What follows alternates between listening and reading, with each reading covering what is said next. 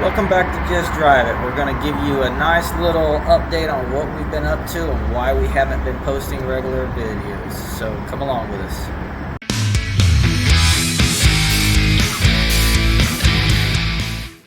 Alright, welcome back.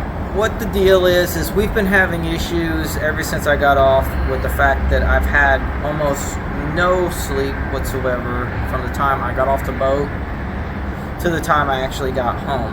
I mean, very, very little sleep. Then working on everything else and getting hit with other stuff, I didn't get the filming done that I needed to do. But here's a breakdown of what we did. We added headers to the car so they could get done. We had the exhaust done at an exhaust shop.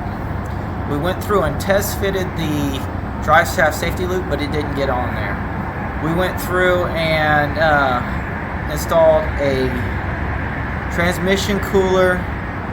We installed a cap and breather on the valve covers, which ended up being a mistake. The oil filled cap was sealed and was causing a lot of blow bar, so we almost didn't make it. But we found out what the problem was, put another breather on there with the PCV valve, and now it's going good. Thing is, we're still getting a little bit of oil in there, so while we were at Summit Racing, we purchased some valve covers that actually have baffles in it, and that should help with the final portion of it because it's trying to splash quite a bit with those roller rockers in there. Some of the other stuff that we had to deal with is one of the tires, when we were first moving the car a month or so ago, and we had issues with that brake line that came through and messed up.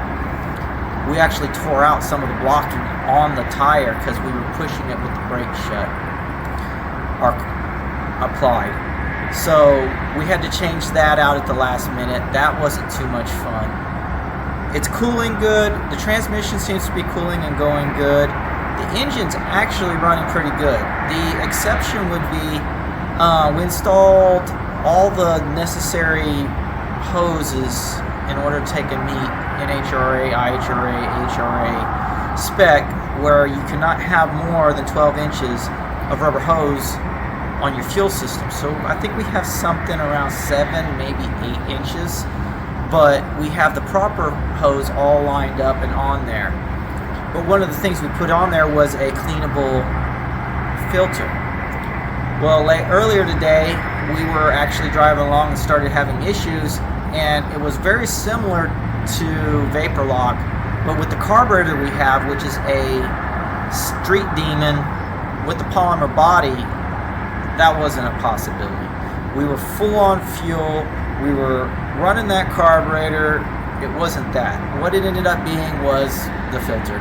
We took it apart, sprayed it out, put it back together, but not after a little bit of head scratching, because at this point we're just so exhausted that it's almost like you have to lead a horse to water, because I mean, it's just the simple stuff confounds you. Before that started taking place, we had an issue with a brake line. I kept noticing all of a sudden the brakes would hold and then all of a sudden just start going to the floor. So we stopped, jumped into the car, and sure enough, one of the steel brake lines, the one going from the main distribution block on the rear end and going across to the driver's side, had rubbed a hole in itself. Old lines, rust, yada yada yada.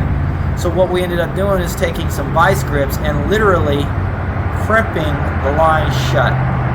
So we made sure it was free, crimped it shut, tested it to make sure that we weren't getting any flow past that one. So we're actually driving on 3-wheel disc brakes instead of 4-wheel disc brakes. Another thing that we found is that apparently the bearing has shifted on the axle shaft on the passenger side of the car. And so what that means is you can actually grab it and move it. And it's in anywhere between 1/4 to 3/8 of an inch that it'll move one way or the other. So we're having issues with that. The good thing is my buddy Marty Burke at Marty Burke Motorsports is here close by, and we're actually going to go by tomorrow morning and get a axle shaft to go through and fix that. We're going to give you some of the views that we were doing on the ride.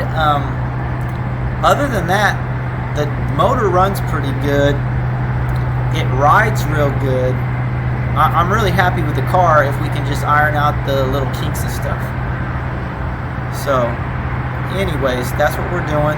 That's what we're busy with. We'll see you when we get everything put together tomorrow. Bye-bye.